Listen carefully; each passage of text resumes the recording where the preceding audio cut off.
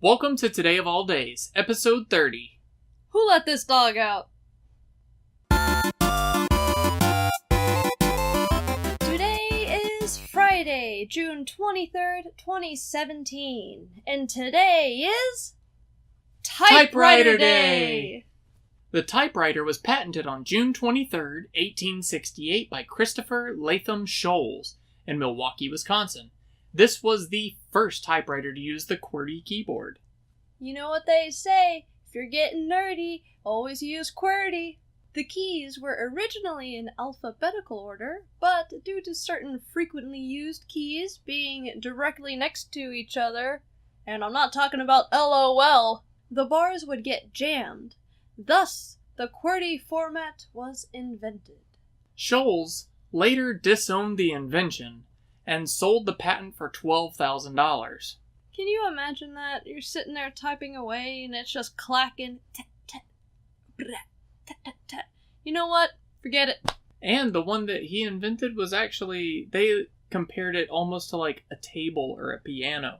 So I would like to see the original size to see exactly how big this typewriter was. And that might be the reason. I mean, imagine like using a whole hand to push a key. That's how I envision it, at least. In 1870, the Hanson writing ball. In 1870, the Hanson writing ball became the first commercial typewriter. It continued to be used in offices up until 1909. And this thing looks crazy. Just check out the photo here and tell me that it doesn't look like the most fun that you could possibly have while typing. Typewriters are still used today, but word processors took over a large user base by the early 1980s. I found out they actually still use typewriters in certain prisons because there's a limit on how much technology can be in the building and whatnot, so they'll actually have typewriters to type up all like what they bring in when they check in and stuff like that. Typing up reports. And that brings us to Today in History. In the year 930, the world's oldest parliament, known as Althing, or Althingi, which is the Icelandic parliament, was established. Althing was a general assembly of the Icelandic Commonwealth, where the country's most powerful leaders met to decide on legislation and to dispense justice. Imagine that, like a giant Icelandic Pez dispenser of justice. You get a decapitation. You get a guillotine. You get a hanging. You get a slap on the wrist. At the time, all free men could join the assembly. It was a massive social event with farmers, traders, craftsmen, storytellers, and travelers.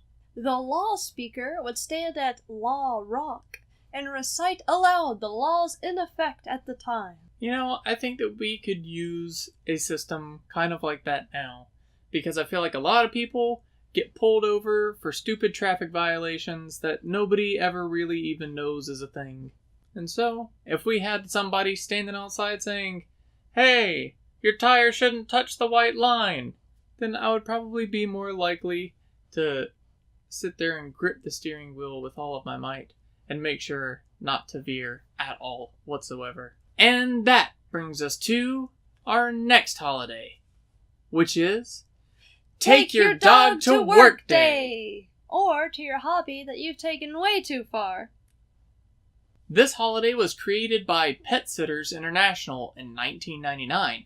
This day is actually part of Bring Your Pet to Work Week. A whole week of bringing your pets. You only got a couple days left, so get out there and bring them. Now, I know for a fact there is no way I could ever take our dog to work because she is too big. Way too big. Sorry, kid. You're just gonna have to lay on this pillow here. Life's so unfair.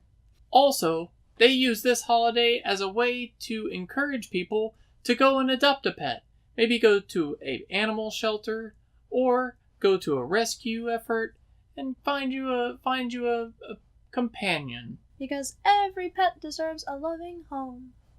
There are thousands of companies that participate in Bring Your Dog to Work Day, so see if yours is one of them, and bring your pup if you can. And if you've got that old school typewriter hanging around, dust them off and set those keys to typing. Maybe come up with a short story about all the trouble you got in when you brought your dog to work. On this day. Today of all days. Today of all days. And we will see y'all tomorrow. Bye.